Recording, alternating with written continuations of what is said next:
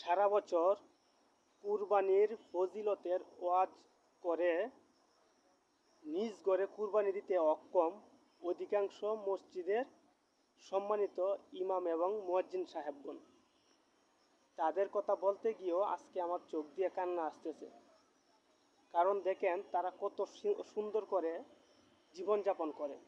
তারা আমাদেরকে কুরবানি সম্পর্কে অনেক শিক্ষা দিয়ে থাকে, কিন্তু তারপরও একটা বছরে একটা কুরবানি ঈদ আসে, এই ঈদের মধ্যেও তারা কুরবানি দিতে অক্ষম। তো আমরা যারা প্রভাবশালী লোক রয়েছে সমাজের মধ্যে, তাদের উচিত তাদের পাশে দাঁড়ানো, তাদের বেতনটুকু একটু বাড়িয়ে দেওয়া। কারণ আমাদের বাংলাদেশে একজন ইমাম সাহেব এবং মুয়াজ্জিন সাহেব যে টাকা পায় তা দিয়ে চলতে কিন্তু অনেক কষ্ট হয়। তারা কাউকে বলতেও পারে না, সইতেও পারে না, নিজের কষ্ট নিজের বুকে চাপা রাখে।